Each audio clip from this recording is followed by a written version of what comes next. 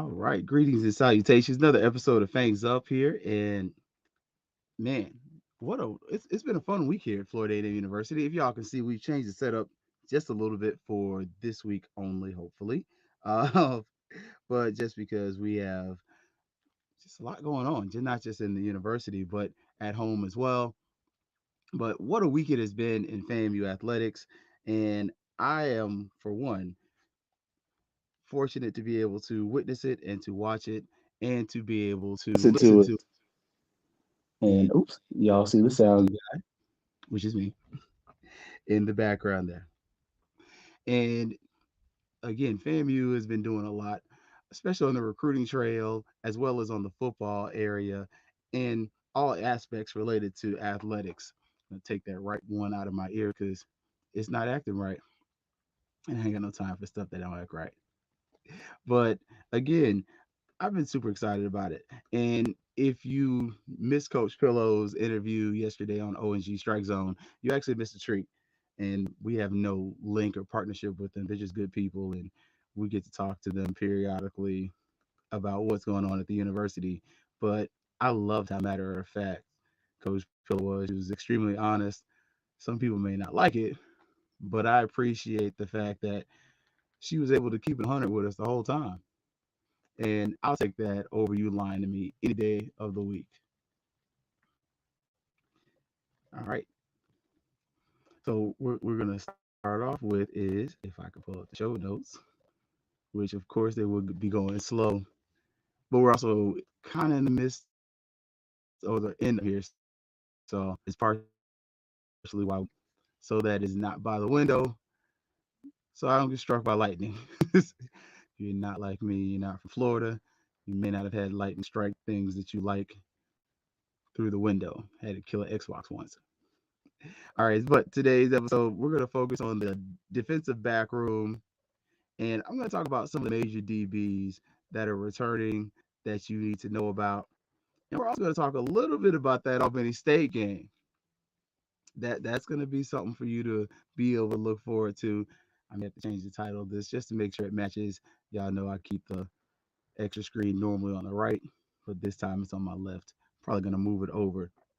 But basketball is a big thing. And the first thing, MJ Randolph was on the NBA HBCU showcase, and that gave him an opportunity to showcase his skills in front of professional scouts and coaches and things like that.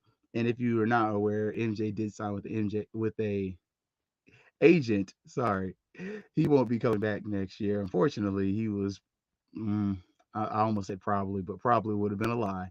He was the most dominant scorer on the team, and he was really the catalyst for much of the team's success. And he helped to serve as one of the glue guys, probably one of the most important people on the roster that assisted with helping the team win last year. And to me, as a fan, I appreciate it because FAMU basketball has not been relevant in a long time. And to see this program grow into what it became last year was awesome. And it was exciting as a fan. And you're also able to see that that potentially helped in recruiting, which goes back to something Coach Pillow was saying yesterday. When you win more games, you might draw more talent. But the showcase was on July the 11th, 3 days ago, at the University of Nevada, Las Vegas's Thomas and Mack Center. That is where they used to play basketball. I don't know if they still do or not. They may have moved on to the new T-Mobile Center down there in fabulous Las Vegas. Now, again, part of what this episode is definitely talking about is some of the offers and the students that have been offered by Florida A&M University, and one of which is going to be Cameron Keys. And Keys is, of course, man, computers move slow when it's lightning. He's a 2024 recruit from, if you're like me, from Northwest Florida. We tend to say Lynn Haven Mosley High School, but it's just Mosley High School. You don't have to say Lynn Haven if you do not desire to do so. But we say Lynn Haven Mosley. But to shorten that up, the school's next to Panama City. And he's a 6'1" defensive back from the class of 2024. And what I'm hoping that'll pull up is his huddle film. I'm trying to get into doing a little bit of more of that. I'm not going to do like some of these other folks and review the huddle film and tell you what dude's good and what dude's not. I'm just gonna share out what's going on and how the players are doing and just show some film if you haven't seen it, because one of the things the students tend to like is for you to draw some attention towards them. And actually, I had a young man say, "Hey, can you share this?" And I was like, "Nah, not really, because you hadn't been offered by fam. Not because I don't like it, but I don't want to seem like I'm actually recruiting for the university. I just cover the sport." But Cameron Keys, class 24, you can see it hopefully on your screen there, waiting on it. Ah, man, it would act funny when I'm in front of company. Y'all know how stuff acts when you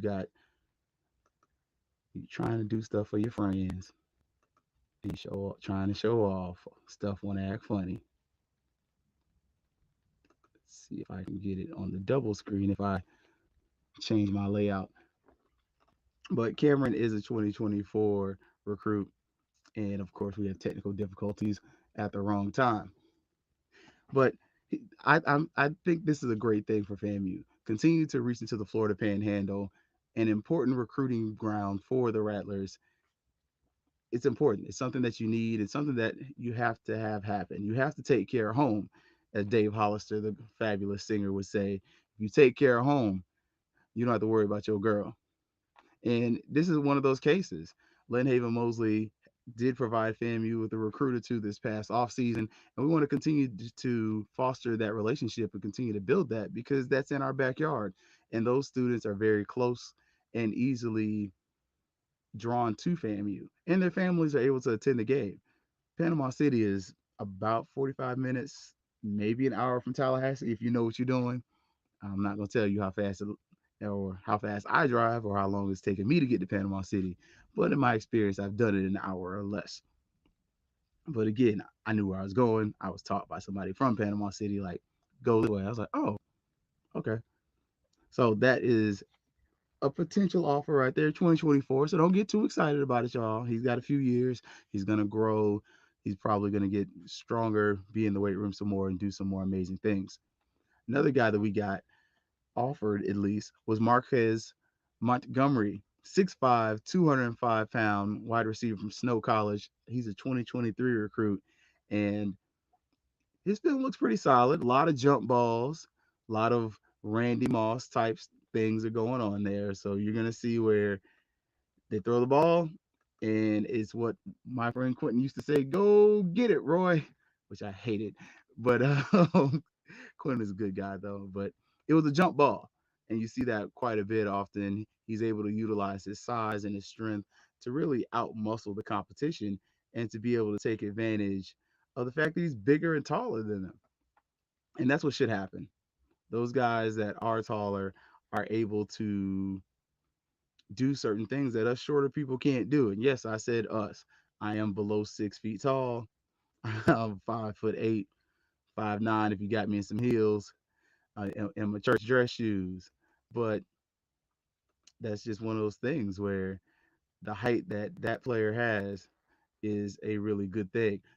Really, I'll stop talking about him. So this was Cameron Keyes' film.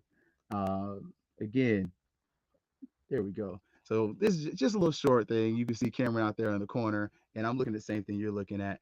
And ooh, that's my first time seeing. He laid that wood on him. I'm gonna show another second, another player of him playing corner. And again, this is the guy's huddle, so I'm not trying to steal the kids or anything. I'm just trying to give you a couple of visuals of what he does. Looks like he's about to lay the boom. Let's see what he does here. And decent coverage. I mean, I didn't see him looking at the ball or anything, but he was there. He stopped the guy from catching the ball. That's the point of playing cornerback. You're not supposed to let the guy catch the ball over you. And so again, that was just some of the film of Cameron Keys. Hopefully, as technology and the weather improves here in Florida, that I'm able to show more of that. Again, Marquez Montgomery, the 6'5" receiver. I'm gonna see if I can pull up his film as well, if it'll cooperate with me. Had it ready to go, but again, it's the internet, and that's my fault. Not gonna blame the computer when I just blame myself. we're gonna pull up Marquette's film so y'all see what I was talking about. I'd much rather you see something for yourself than for you to just to depend on my word. Even though I feel like I'm a trustworthy person, I think y'all can trust me at this point. Y'all see this orange and green on the shirt. Here we go. And so 6'5", they list him as 200 pounds. Let's see if it'll come up. But again, he's a tall receiver, kind of rangy. And what you're able to see in his film, if you choose to look at his huddle, is his ability to use his height. And you're able to see the quarterbacks use the throw motion as far as hitting the receiver, hitting the open man, and being able to take advantage of the fact that you have a 6'5" receiver who can tower over the competition.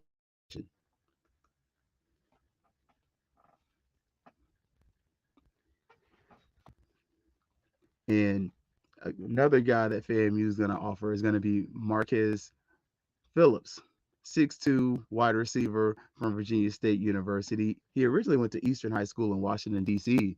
He's a transfer receiver. Actually, when I first listed his announcement, I actually marked him as a DB. And to his credit, he messaged me and said, I'm a receiver. I was like, oh, snap, my bad. I made an honest mistake. So I appreciate him correcting me. I'm not above reproach, and I do not mind being corrected when I make a mistake.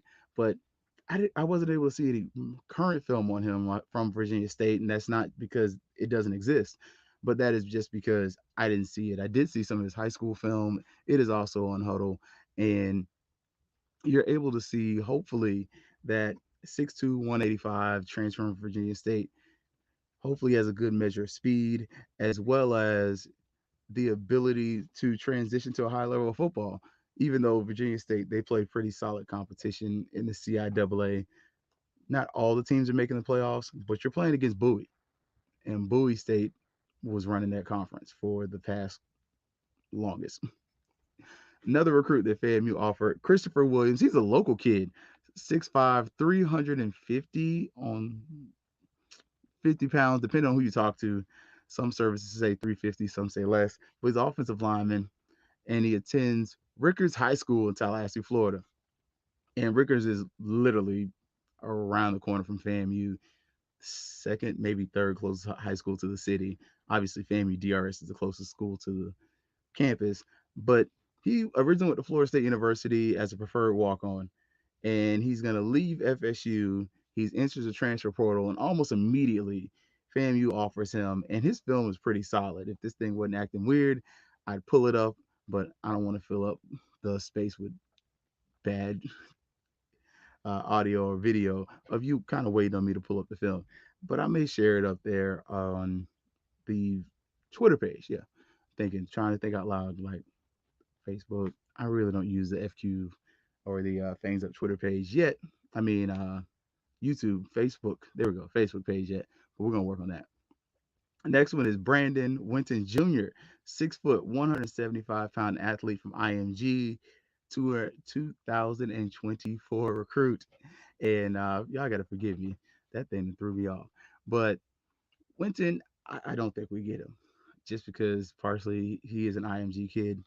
And normally, FAMU does not get those students off the first crack.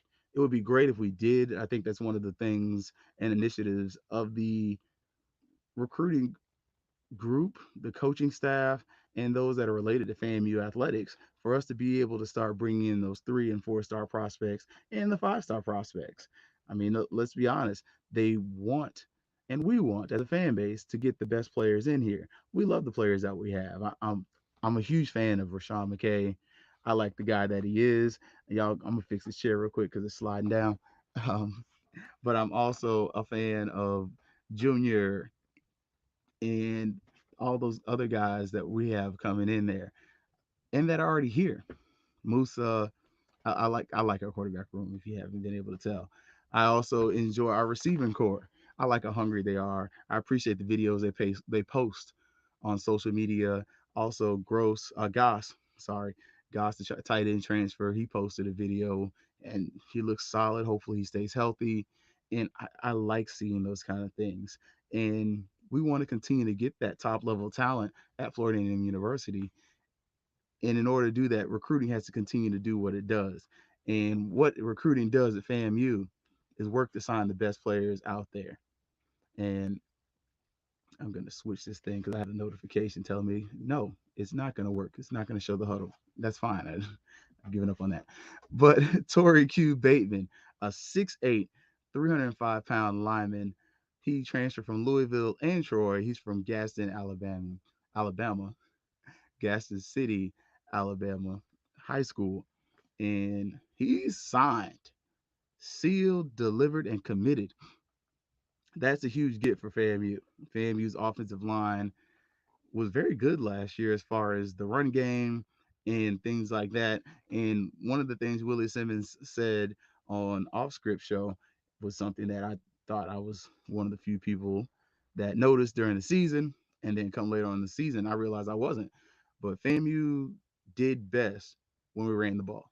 When we threw the ball excessively or a lot, we did not win games. The games where we had to throw the ball a lot, we lost.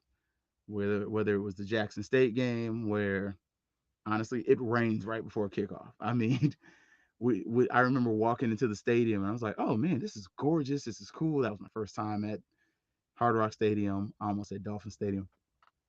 And then as soon as we get to our seats, it starts raining. And it's like, oh crap. How's this gonna work with the passing game? We got a new quarterback, things like that. And it didn't work out well. I mean, McKay struggled, and later on we get Junior in the game, and I think McKay does better this year. I'll say that candidly. I think if you look at what transpired over the course of last football season, McKay grew exponentially. Like he became a effective passer, much better at managing the game, which is really what Coach Simmons said when he was talking off script, that McKay got better as the season got along, and that FAMU was at its best when we ran the ball. Those are not things to be argued with. But he also pointed out that the best teams in FCS football tend to be run heavy. They do throw the ball, and a lot of them do run the ball from the shotgun or the pistol or some of those formations. But when you're looking at University of North Dakota, they got 300-pound offensive linemen that are making a way, and the running backs running through it, and he's probably 200 some pounds. It's not an overly complicated system, and it's not an overly complicated concept that the run game travels, and so does defense. And when you have a good defensive line, it makes life a lot easier for the defensive backs.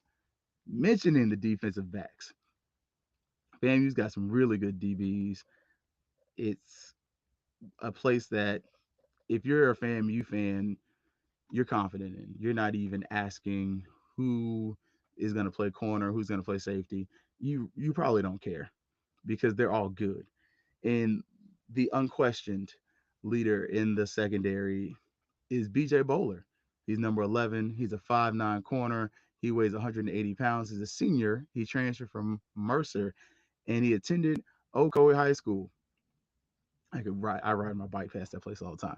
And he played in 12 games, 41 solo tackles, 11 assisted tackles, 52 tackles, meaning he averaged about 4.3 tackles per game, 4 interceptions, and 1 fumble recovered.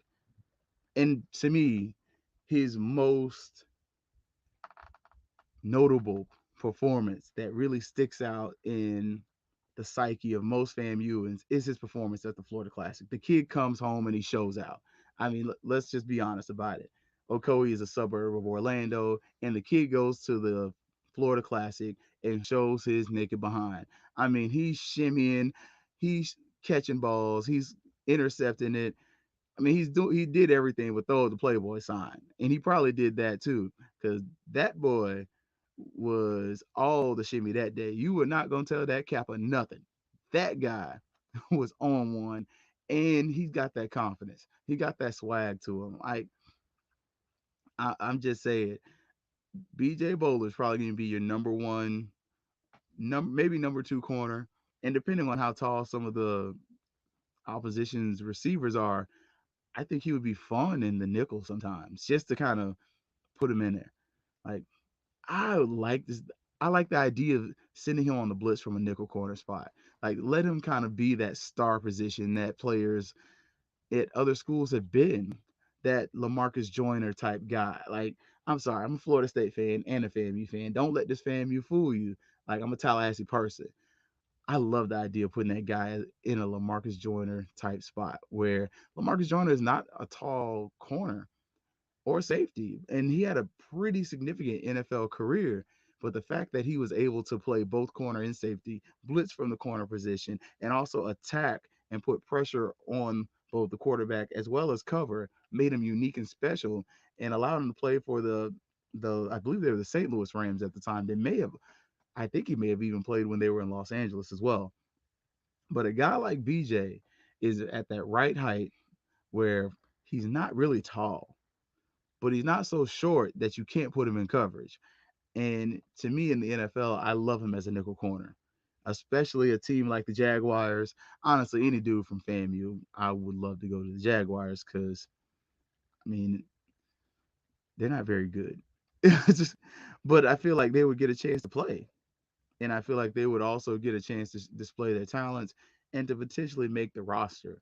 We're seeing already where I feel like if you're a team like Jacksonville or any team besides the Dallas Cowboys, you're kicking yourself for not drafting Marquise Bell.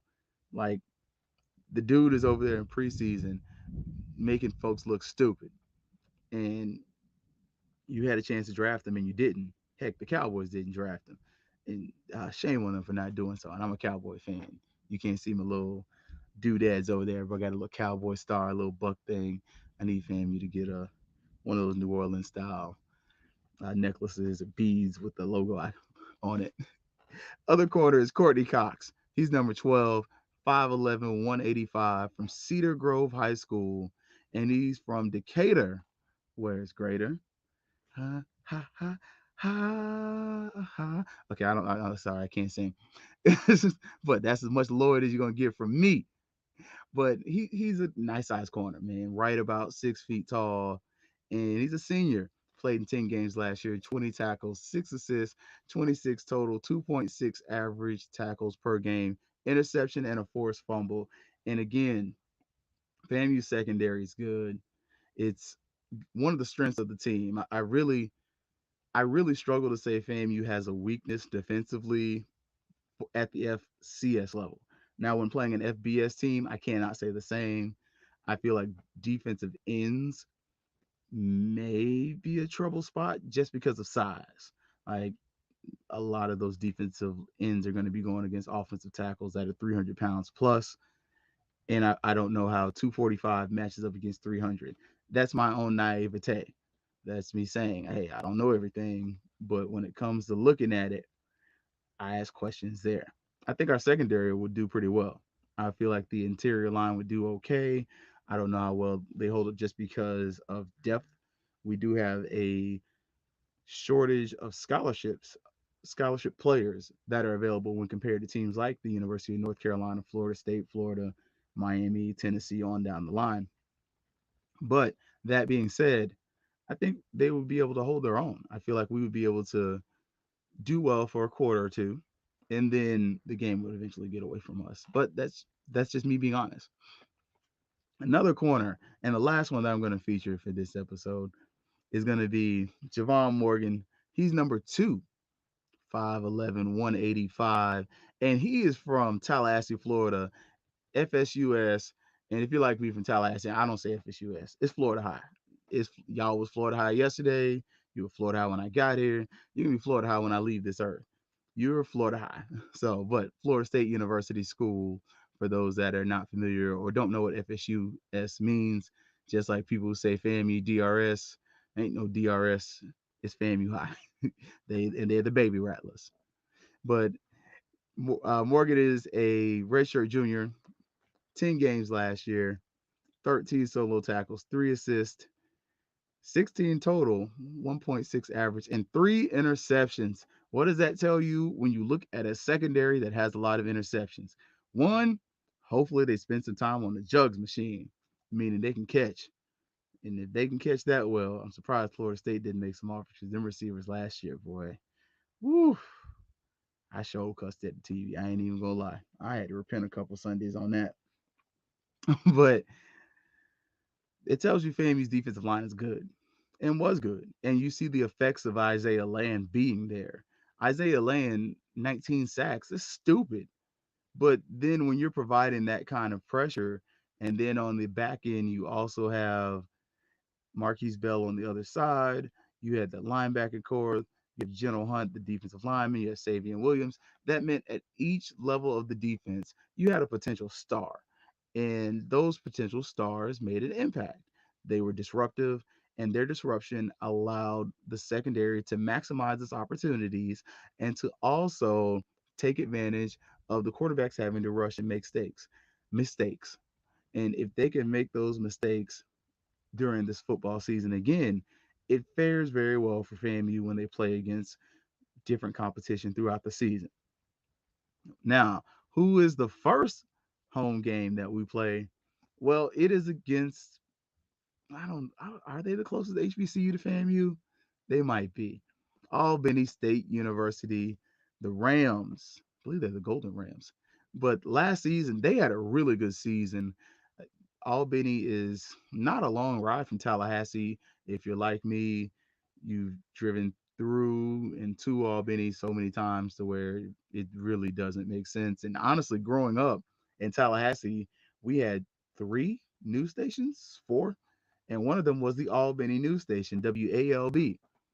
And it was like you would just go home, you watch the news, you'd see FAMU's news, you watch FSU, and then you could flip over to WALB and get Albany State too. Like we're that close to the city for where for the longest time we got news from that part of Georgia in Tallahassee. But last season, 10-2, SIAC champs. They also made the playoffs, and they're predicted to win the SIAC's Eastern Division. They just had the SIAC Media Day about a day or two ago, and you can check the social media on that. It's all over Twitter.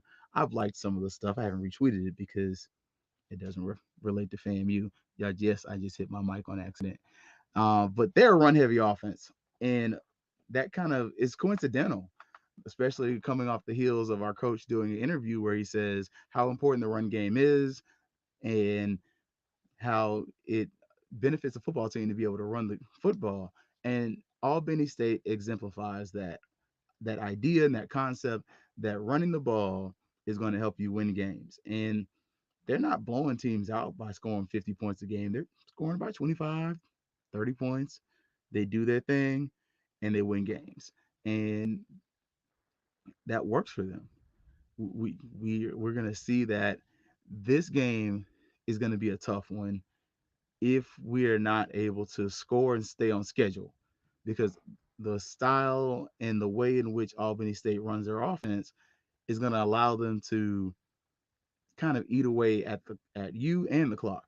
They're going to wear you down. The defense is going to get tired because they're going to try to run the ball. And you're looking at these numbers by the secondary, you got cornerbacks, just your top three corners. I'm seeing what, 7 picks, 8 interceptions. I'm not throwing against that. I'm just saying, I'm not trying to throw against that a lot. Not if I am Albany State.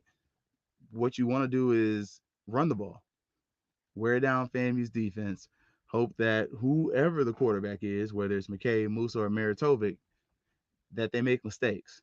And in making those mistakes, you're then provided additional you're provided additional opportunities to have the ball. I was looking for a different way to say it, a better way to verbiage it, or something like that. But it is what it is. You're just looking for more opportunities to have the ball and more time of possession. Because if time of possession favors you, the likelihood of you winning goes up. And if you're Albany State, that's what you need. Because speed for speed, you might be able to match FAMU, but I doubt it. You don't have as many scholarships as FAMU. So FAMU does have a man advantage on you. And size for size, especially on the offensive line going against their defensive line, it's very likely that you're going to have an advantage and you will have an advantage. It is what it is. And so going into the game, Albany State's defense is pretty stout. They gave up 20 points twice last season. Both times they gave up 20 points, they lost. So what's the magic number? 25. If you get 25 points, you're going to win this game. And I think this game is closer than a lot of people think. I don't think it's going to be a blowout yet, just because I haven't seen our offense. I got to see our offense at the Orange Blossom Classic. Well, the game against, yeah, Orange Blossom Classic, UNC. I want to see what we look like in those games, and then I'll have a better idea of what we are. Right now, from what I've seen in the preseason, I'm intrigued. I see a lot of work with the quarterbacks and the receivers doing one-on-ones, the tight ends. How much are we going to use the tight ends? We had the tight end special a few weeks ago, and the question that I asked was, are we going to utilize our tight ends? Because we didn't last year. I think as a unit, they caught less than 200 yards with the passes, and I think we had 5 touchdowns, something of that nature. So you're not talking about an explosive unit. You're talking about a unit that has potential, especially because you just added a big time transfer at the tight end position. But then does he flex the receiver? That's an idea. The guy can play receiver as well as tight end, and especially with those guys that he's bigger than, maybe you take advantage of a safety or a linebacker. That's a good matchup. And Goss looks good. I'm just saying. I think that's a good opportunity. Now, what do I think? uh, you just came off the University of North Carolina, just came off of the Orange Blossom Classic, first home game of the season, and it's gonna be hot as fish grease out there. It's gonna be hot. I hope that game's not at noon, because if it is, woo Lord, some folks gonna get saved on Sunday because it's gonna be hot as hell out there on Saturday. But that is that's got to hopefully be like a 4 o'clock or 5 o'clock kick, so that way the game ends at like 8 or 9, when it's not as bad in the Florida heat, because it's still gonna be hot. But I got 31-17 right now. I think FAMU's able to score. I don't know how much we throw the ball in that game. Are we still rotating quarterbacks? Is McKay the outright starter? Has Junior made a run for it? Is Musa the starter?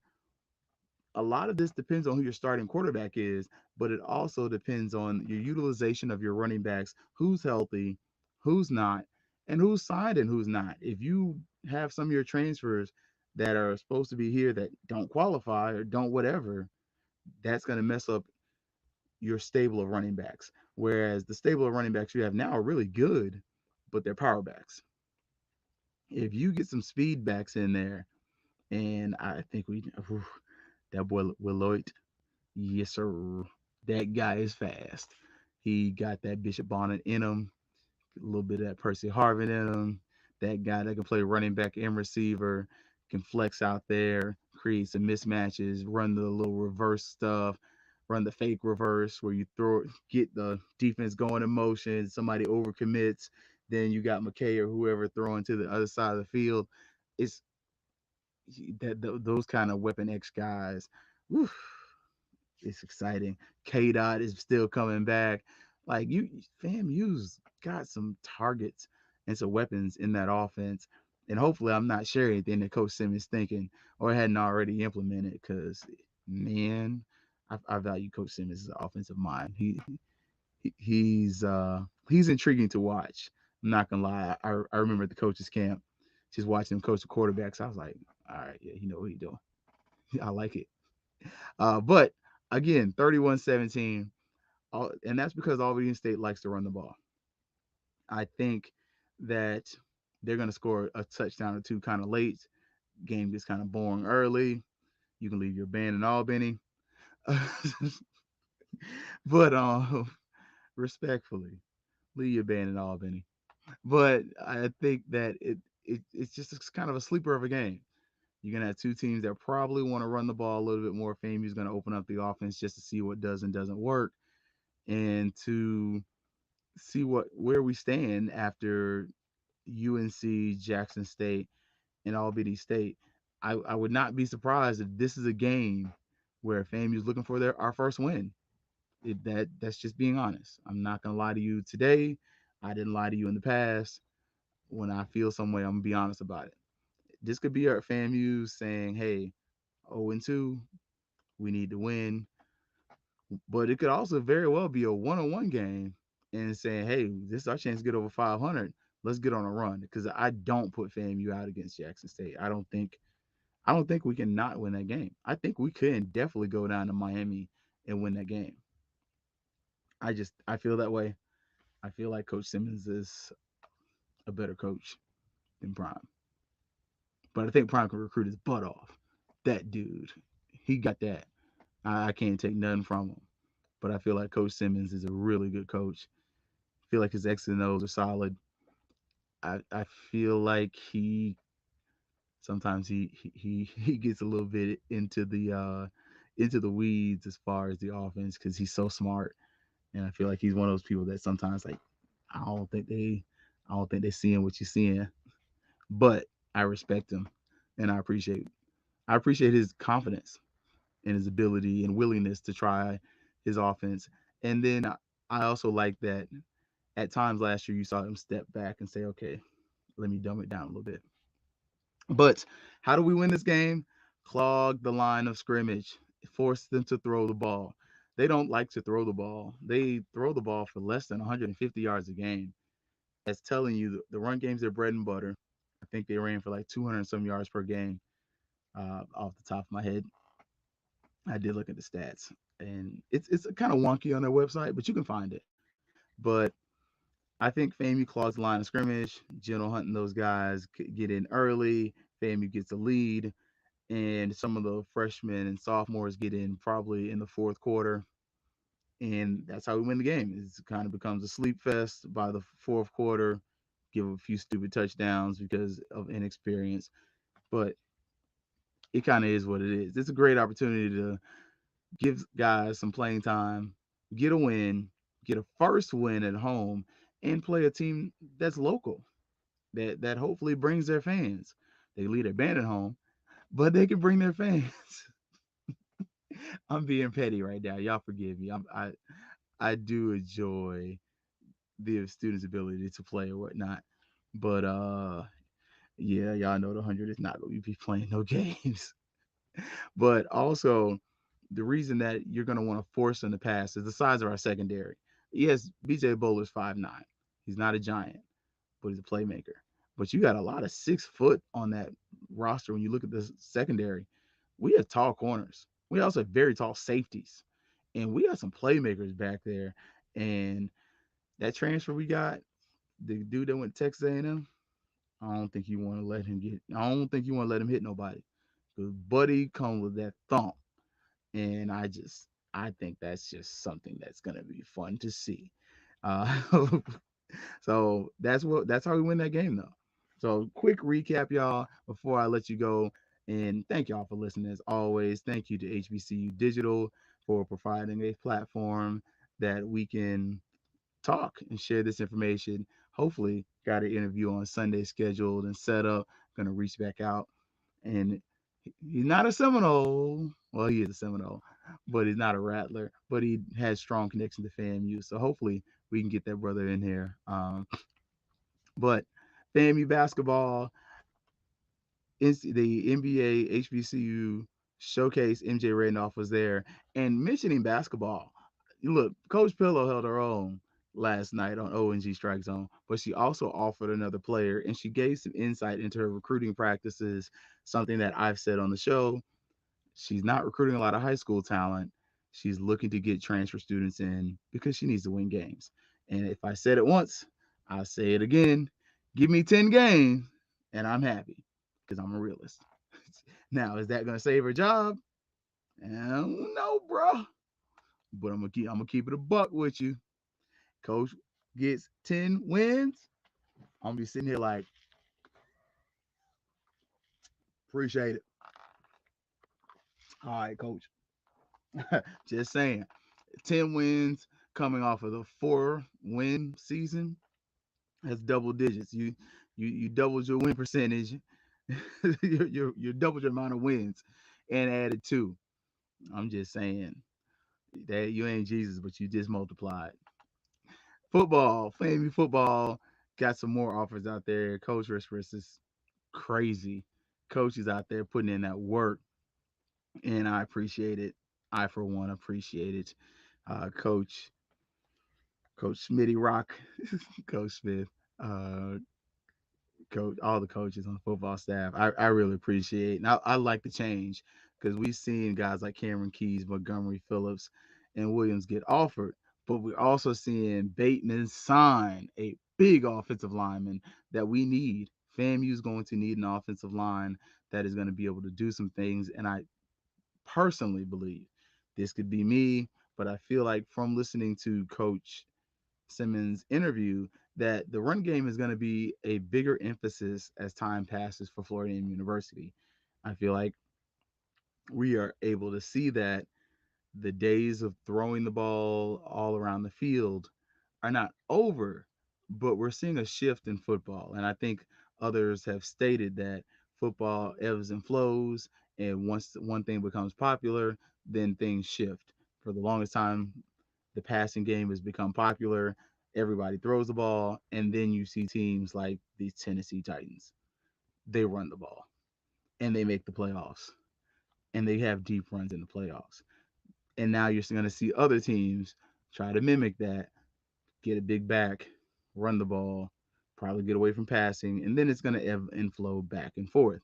We're seeing this kind of take place here at FAMU, where, okay, let's sign some linemen, let's get the offensive and defensive line straight, because everybody's saying that these SWAC offensive and defensive lines can be had. And we saw last year when we ran the ball, we won. I think that continues. Top defensive backs. Do I have to say BJ Bowler's name? Do I have to? I'm gonna say it because that thing says Ocoee High School, and I ride past that place like every day.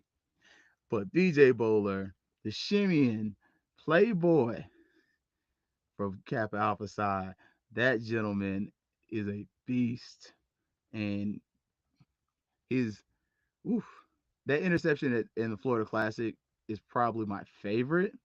But that one against Mississippi Valley State was might have been the nicest one. If you're just looking at like, ooh, that was a good catch.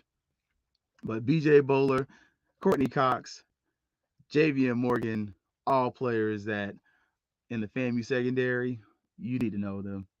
I miss the kickers. I'm gonna get the kickers next game and give you three more DBs you need to know about. And then Albany State, the 10-2 SIAC champions, playoff football team. And congratulations to Albany State. That football program has seen a nice resurgence, and I hope they're able to keep that coach because anybody with a dollar's worth of sense knows that they're sitting on a gold mine because that dude has transformed that program. I almost said transferred, but I think FAMU wins the game. I think it's, as the words of Lee Corso, closer than the experts think. But I think that because they like to run the ball. If they just wanted to throw the ball all over the field, I think we dog walk them boys. But the fact that they are going to be a ball control offense means that they're going to slow the game down. And I feel like the first play of the game is a play action because they know we know they want to run the ball. I just wouldn't be surprised if they just run a play action, maybe even a bootleg. Because if you can get a mobile quarterback on a bootleg, that means that that quarterback, if you mess up in coverage, could potentially just run the ball. He ain't got to throw it. Just an idea. Keep your eyes out for it. But I think FAMU wins the game, and I feel like FAMU has a winning season.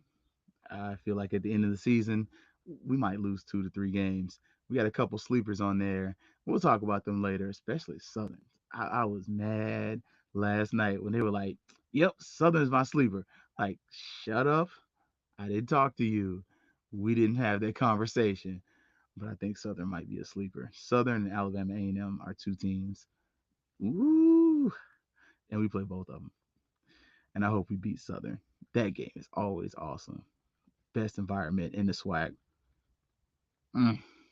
Best home and home environment in the SWAC on this side of Mississippi. I'm just saying. Ugh, that game is so much fun. That rivalry is so much fun. Ugh, I love playing Southern. and I love beating them even more. Like that's a rivalry right there. Like I anticipate playing them. I'm excited about that. That's probably my second favorite game in the SWAC this year.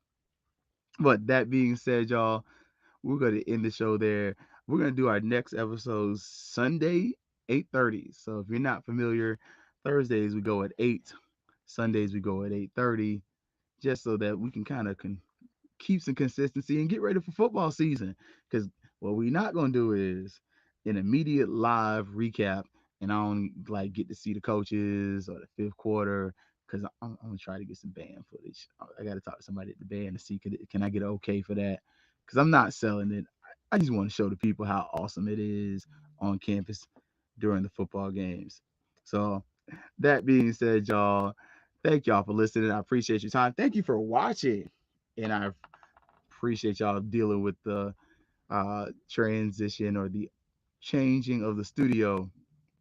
We're gonna get our old studio back. Honestly, this is gonna be my lightning studio. If it's lightning outside, I ain't gonna be at the other place because I ain't getting struck by lightning.